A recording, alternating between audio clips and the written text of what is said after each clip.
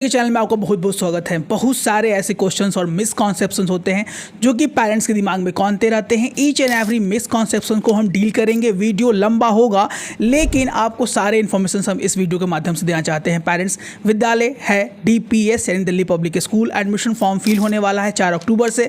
उससे पहले बहुत सारे प्रश्न होते हैं जो कि पेरेंट्स के दिमाग में कौनते रहते हैं। बारी बारी से उन प्रश्नों को हम लेते हैं और जो कि नोटिफिकेशन में आउट किया गया है उसके अनुसार शब्दशः समझाने का प्रयास करते हैं जिससे आपको इन्फॉर्मेशन मिल जाए और आपको एडमिशन फॉर्म फिल करने में कोई परेशानी नहीं हो। पहला जो सवाल जो कि अमूमन हर पेरेंट्स के दिमाग में आता है, if I am unable to fill the registration form online can the school help me. ऐसा हरगिज नहीं है कि स्कूल आपकी मदद करेगा। पेरेंट्स, ये साफ साफ इसमें दिया गया है अगर आप फॉर्म अपने से फिल नहीं कर पाते हैं तो आप साइबर कैफ़े वाले से मदद ले सकते हैं या एक ऐसे पर्सन से मदद ले सकते हैं जिनको फॉर्म फिल करने में कोई परेशानी नहीं हो। चूँकि बहुत सारी चीज़ें DPS में अपलोड करना पड़ता है, फोटोग्राफ्स हो गए, डॉक्यूमेंटेशंस हो गए, बहुत सारी चीज़ों को अपलोड करना होता है। तो अगर आपको नहीं आता है तो ना करें, नहीं तो फॉर्म जो है वो बाद में रिजेक्ट भी हो जाता है। उसके बाद सेकंड जो फॉर्म क्वेश्चन जनरली पेरेंट्स के दिमाग में आता है, if after submitting the form I am unable to make the payment online. अगर मैं अपना फॉर्म सबमिट कर लिया हूँ या करने वाली हूँ, कर चुकी हूँ, उसके बाद मैं फॉर्म का पेमेंट नहीं कर पा रही हूँ, will my form will consider valid. हरगिज नहीं, जब तक आपका पेमेंट नहीं होता है पेरेंट्स, आपके फॉर्म को वैलिड नहीं माना जाएगा। ये DPS की तरफ से साफ साफ बता दिया गया है। उसके बाद, in case there is a break in the internet connectivity और a problem is encountered during the online payment process, you may get back to registration form and page and click on the proceed for payment. अगर आपका मान लीजिए payment के समय internet break हो जाता है या कोई भी परेशानी आपको होती है तो आप बाद में लॉगिन ID जो कि आपको ईमेल के थ्रू मिल जाता है, उसके थ्रू जो पासवर्ड है और आपका जो रजिस्ट्रेशन नंबर है उसके थ्रू आप जाकर फिर बाद में पेमेंट कर सकते हैं। अगर इंटरनेट ब्रेक हो जाए तो उस समय आप इंतज़ार कर लें। उसके बाद अगर है कि if payment is made multiple time against the same number by mistake will I get the refund. जी हाँ, रिफंड के बारे में यहाँ साफ साफ कहा गया है कि you should wait for the enclosure the amount has been return to your credit card और bank before reattempting to pay again. यानी अगर आप फॉर्म भर रहे हैं और आपको लग रहा है कि पेमेंट एक बार हुआ फिर मैसेज नहीं आया, फिर आपने पेमेंट कर दिया, ऐसे 2-3 बार आपने पेमेंट कर दिया, तो ऐसा हरगिज ना करें। जब आप पेमेंट कीजिएगा तुरंत कुछ दिन के बाद 24 घंटा के अंदर आपको मेल आ जाएगा। 24 घंटे का जरूर इंतजार करें, उसके बाद ही रीपेमेंट करने का प्रोसेस में लगे, नहीं तो आपका बार बार जो है वो पैसा कट जाएगा और रिफंड तो होगा ही होगा। अगर नहीं होगा तो आप इसके लिए विद्यालय ने एक ईमेल ID भी निकाला है जिसको आप यहाँ देख सकते हैं, admission@DPS पटना। इसमें आपको सारी चीज़ें मेंशन करना पड़ेगा। रजिस्ट्रेशन नंबर क्या है बच्चे का, नेम ऑफ द कैंडिडेट, बच्चे का नाम क्या है, डेट ऑफ बर्थ क्या है, पेरेंट्स का नाम क्या है, किस क्लास के लिए आपने अप्लाई किया था और डेट ऑफ एप्लीकेशन क्या है आपका। इसको लेकर आप DPS पटना admission@DPSpatna.com पर आप लिखकर अपने जो पेमेंट है उसके बारे में स्कूल्स को मेल कर सकते हैं। मेल जो है वैलिड उसको चेक करेगा डेटा को और स्कूल की वैलिडिटी अगर सही आपकी चीज़ें और इन्फॉर्मेशन वैलिड है तो स्कूल आपके प्रोसेस को रिफंड भी करेगा। Refund of the excess amount will be paid processed on due verification of the amount received after the end of admission process. Admission process and हो जाने के बाद ही आपको जो है रिफंड किया जाएगा। If due to some reason I am unable to take the print out of the form which has been duly submitted online, what should I do. Parents generally print out निकालने की कोई ऐसी ज़रूरत होती नहीं है। अगर आप चाहते हैं तो आप प्रिंट आउट निकाल सकते हैं। अगर नहीं निकाल पा रहे हैं आप तो आपको एक कन्फर्मेशन मेल आ जाता है जिस पे आप जाकर चेक कर सकते हैं और उस कन्फर्मेशन मेल के थ्रू ही आपका सारा इन्फॉर्मेशन हो जाएगा जो कि स्कूल तरफ से बोला गया है। इसके बाद एक क्वेश्चन जो कि बहुत सारे पेरेंट्स का पूछते हैं, ये will cousin be consider as siblings. क्या मेरे चचेरे या मौसेरे बेटा बेटी जो है अगर रिलेटिव में है तो क्या वो कॉन्सिडर करी जाएगा कि हमारे सिबलिंग्स हैं। जी हरगिज़ नहीं, कोई भी विद्यालय किसी भी मौसेरे कज़न वाले को कॉन्सिडर सिबलिंग्स में नहीं करते हैं। आपके अपने खुद के बच्चे अगर विद्यालय में किसी भी कक्षा में पढ़ते हैं, किसी सेक्शन में पढ़ते हैं तो उनके को आप एज ए सिबलिंग ट्रीट करता है कोई भी इसका विद्यालय जनरली पटना में। अगर बात है कि sir can I apply for the online introduction session if my ward stay in the same city where the school is located. बहुत सारे पेरेंट्स का ये भी सवाल होता है कि मान लीजिए कि हम सेम सिटी में हैं, पटना में ही हैं और पटना में ही हम चाहते हैं कि ऑनलाइन इंट्रोडक्शन सेशन हमारे बच्चों को मिले, तो क्या ये मिल पाएगा। पहले हम जान लेते हैं कि ऑनलाइन इंट्रोडक्शन सेशन होता क्या है। DPS यानी दिल्ली पब्लिक स्कूल पटना में एक ऐसा विद्यालय है जो बच्चों को ऑनलाइन इंट्रोडक्शन सेशन देता है। यानी ऐसे पेरेंट्स जो पटना सिटी में नहीं रहते हैं, बाहर कहीं रहते हैं अपने जॉब प्रोफाइल या कुछ को लेकर और वो चाहते हैं कि हमारे बच्चों का ऑनलाइन ही इंट्रोडक्शन हो जाए, तो ये एकमात्र विद्यालय विद्यालय है जो कि ऑनलाइन इंट्रोडक्शन सेशन का फैसिलिटीज़ हमारे बच्चों को देता है। लेकिन क्या ऐसे बच्चे को जिनके पेरेंट्स पटना में रहते हैं? जी हरगिज़ नहीं। जो पेरेंट्स पटना में रहते हैं, जिनका एड्रेस पटना का है और वो बच्चे चाहे, उनके पेरेंट्स चाहे कि हमारे बच्चों का भी ऑनलाइन इंट्रोडक्शन हो जाए, तो ये पॉसिबल नहीं है। विद्यालय की तरफ से बिग नो का पूरा मैसेज दिया हुआ है। If due to unavoidable circumstances and I am unable to appear for the introduction session at the allotted date and time, can it be rescheduled? अगर किसी भी कारणवश हम उस दिन अपने बच्चे के इंट्रोडक्शन सेशन के दिन नहीं पहुंच पाते हैं, तो क्या शेड्यूल्स को रीशेड्यूल करने की व्यवस्था है? विद्यालय बोलता है हरगिज नहीं, ऐसी कोई व्यवस्थाएं नहीं। आप ध्यान से सोच समझ कर ही कर ले, बाद में आपको सेकंड चांस नहीं दिया जाएगा पेरेंट्स, जो कि बहुत ही उम्दा सवाल था ये। If due to circumstances beyond our control and I am unable to appear at the introduction session at the allotted date and time, will the registration number can be considered valid for the next phase of admissions? क्या किसी कारणवश कोई emergency के चलते अगर हम नामांकन की उस तिथि पर, उस डेट पर, स्पेसिफिक टाइम पर नहीं पहुंच पाते हैं, तो क्या वो रजिस्ट्रेशन नंबर हमारे नेक्स्ट सेशन या नेक्स्ट एकेडमिक ईयर्स के लिए वैलिड होगा? जी नहीं, हरगिज नहीं पेरेंट्स। अगर आप किसी भी कारणवश उस समय नहीं पहुंच पाते हैं, तो आपका रजिस्ट्रेशन नंबर जो पहले इस साल के लिए किया है, वो अगले साल के लिए आप जो है यूज़ नहीं कर पाएंगे। इस the physical presence of candidate and the parents necessary during the admission process? क्या ये जरूरी है कि पेरेंट्स जाएं? ये देखिए बहुत बड़ा मिसकॉन्सेप्शन है। बहुत सारे पेरेंट्स इसमें धोखा खा जाते हैं। बहुत सारे पेरेंट्स वर्किंग नेचर के होते हैं। लेकिन हम जरूर बोलना चाहेंगे, यहाँ बोथ पेरेंट्स की बात की जा रही है, यानी फादर और मदर दोनों को at the time of introduction session जाना चाहिए, जिससे आपके बच्चों की एक अच्छी छवि बने और आपके बच्चों का नामांकन बिहार के सबसे अच्छे विद्यालय में हो पाए पेरेंट्स। तो ये हरगिज ऐसा पॉसिबल नहीं है कि अगर पेरेंट्स नहीं है तो कोई भी जाकर, कोई रिलेटिव जाकर बच्चों का एग्जामिनेशन दिलवा दे। ये कहीं ना कहीं बच्चों पर बैड इंपैक्ट डालता है और बच्चों के नामांकन में कहीं ना कहीं एक प्रॉब्लम क्रिएट हो जाता है। तो आप जरूर जाएँ। How can I upload the photograph upload करने के लिए आप अपना लैपटॉप यूज़ कर सकते हैं और मोबाइल भी अगर आपका अच्छी क्वालिटी का है तो उससे आप फॉर्म फिल कर सकते हैं। How can I upload documentation? And documentation अमूमन क्या क्या मांगे जाते हैं जिसको अपलोड करना चाहिए, करना होगा? पहला है यहाँ पे date of birth certificate, DOB। उसके बाद यहाँ पे है एड्रेस प्रूफ भी आपको अपलोड करना पड़ेगा। कास्ट सर्टिफिकेट, अगर आप SC ST OBC से आते हैं तो आपको कास्ट सर्टिफिकेट भी अप्लाई करना पड़ेगा। इसमें भी एक सवाल आता है कि सर क्या बच्चे का कास्ट सर्टिफिकेट अपलोड करना है या पेरेंट्स का ही अपलोड कर देंगे तो काम चल जाएगा? पेरेंट्स का अगर है तो पेरेंट्स का भी अपलोड कर दीजिएगा तो काम चल जाएगा, क्योंकि विद्यालय की तरफ से ये बातें कही गई हैं कि अगर आपके पास अपना कास्ट सर्टिफिकेट यानी बच्चे का नहीं है तो पेरेंट्स भी अपलोड कर सकते हैं अपना कास्ट सर्टिफिकेट, वो एप्लीकेबल होगा। उसके बाद स्टूडेंट का आधार कार्ड, जो कि मैंडेटरी नहीं है। बहुत सारे पेरेंट्स इसको लेकर असमंजस में होते हैं, सर मेरे पास आधार कार्ड नहीं है, आधार कार्ड कैसे होगा? तो यहाँ मैंडेटरी चीज़ें ये नहीं बताई गई हैं। आप बाद में भी इस विद्यालय को अपना बच्चे का आधार कार्ड दे सकते हैं पेरेंट्स। उसके बाद ये चीज़ें जो इंपॉर्टेंट है क्लास 2 और अबव के लिए और नीचे वाले क्लासेस के लिए भी ये चीज़ें जरूरी हो जाती हैं। Last academic session report card, बच्चे का रिपोर्ट कार्ड वो आपको यहाँ अपलोड करना है। Current academic semester report card last, यानी अगर क्लास 2 के लिए आप कर रहे हैं तो क्लास 1 के रिपोर्ट कार्ड भी आपको अपलोड करना पड़ेगा। उसके बाद क्लास 2 का जो सेमेस्टर रिपोर्ट कार्ड है, यानी जो टर्म का एग्जाम हुआ, मान लीजिए फर्स्ट टर्म का एग्जाम हुआ है तो वो रिपोर्ट कार्ड भी आपको वहाँ पर अपलोड करना पड़ेगा। उसके बाद bonafide certificate from the current schools, यानी बच्चा हमारे इस विद्यालय में पढ़ता है उसके लिए एक बोनाफाइड सर्टिफिकेट विद्यालय इशू करता है, वो भी आपको अपलोड करना पड़ेगा। आप क्लास 2 और उसके अबव वाले के लिए एप्लीकेशन डाल रहे हैं तो ये चीज़ें मैंडेटरी कर दी जाती हैं।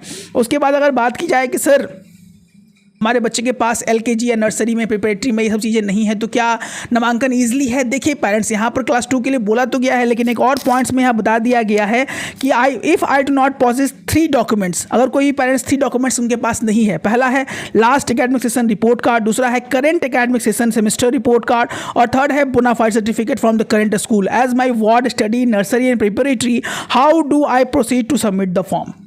अगर आपके पास ये सब फॉर्म नहीं है तो आपके पास एक अच्छा सा लेटर होना चाहिए। You should in the absence of the above mention documentations you must upload the last fee receipt from the school और valid ID card issue by your ward schools. Additional you should upload a red hand written note mentioning the reason for non availability of the required documentations. अगर आपके पास आपके बच्चे का last session admit report card नहीं है, semester report card नहीं है, बोनाफाइड सर्टिफिकेट नहीं है आपके बच्चे के पास, तो आप जो है फी का स्कूल रिसिप्ट आप अपलोड कर सकते हैं, वैलिड आईडी प्रूफ स्कूल का अपलोड कर सकते हैं। उसके बाद हैंड से रिटर्न करके आपको स्कैन करके उसको अपलोड करना पड़ेगा कि किस कारणवश आपके पास सेमेस्टर रिपोर्ट कार्ड नहीं है, उसके बाद लास्ट सेशन रिपोर्ट कार्ड नहीं है, आपके पास बोनाफाइड सर्टिफिकेट नहीं है। उसके बाद इन चीज़ों को लिखकर आपको स्कूल और विद्यालय में अपलोड करना पड़ेगा। लेकिन अगर आपके पास DOB नहीं हो तो ये चीज़ें स्कैन करके या लिखकर ये चीज़ें वैलिड नहीं मानी जाएंगी, यानी आपके पास DOB तो अपलोड करना ही करने पड़ेगा। सिंपल शब्दों में अगर आपके पास ये सब चीज़ें हों, last session report card, current session report card, व बच्चे का ID card, school ID, bonafide certificate, तो ज़्यादा अच्छा रहेगा कि आप बच्चों का नर्सरी और प्रिपरेटरी में भी अपलोड कर दे, आपके लिए बेनिफिशियल होगा पेरेंट्स। इसके बाद देखिए अगर कोई भी फॉर्म भरने में मिस्टेक हो जाए, स्पेलिंग मिस्टेक हो, फादर का नाम में मिस्टेक हो, एड्रेस में मिस्टेक हो, तो क्या ये बाद में सुधारने की सुविधाएं विद्यालय देता है DPS? जनरली ये सुविधाएं नहीं दी जाती हैं। पेमेंट के बाद कोई भी करेक्शंस का यहाँ पर ऐसा कोई लिंक या ऐसा कोई फॉर्म एप्लीकेशन नहीं आता है, एडिट करने का ऑप्शन नहीं आता है पेरेंट्स।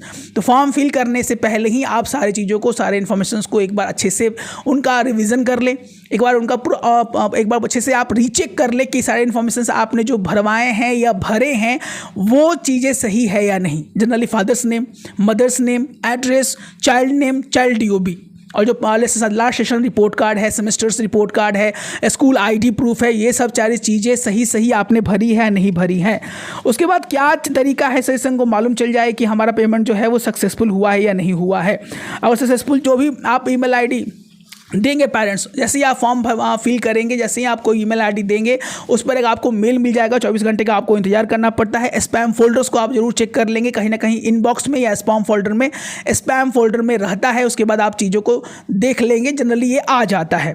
उसके बाद in case I do not have the document ready for uploading, can I upload the send the separately by the email?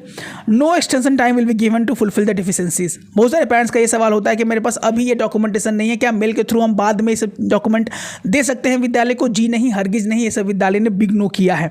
इसके बाद एक और चीज़ है कि is the age criteria being followed very rigidly? क्या 1 दिन 2 दिन क्या अगर देरी हो एज कैटेरिया में तो क्या हमारा बच्चा फॉर्म फिल कर सकता है या नहीं कर सकता है? बहुत ही इंपॉर्टेंट सवाल है। सारे वीडियो के पार्ट्स को चिपक के देखिएगा पेरेंट्स, बहुत ही उम्दा वीडियोस हम बना रहे हैं। सारी चीज़ों की समझदारी जो कि अमूमन की कोई भी पेरेंट्स का ये प्रश्न होता है, इन सारी चीज़ों का जानकारी हम अपने वीडियो के माध्यम से दे रहे हैं।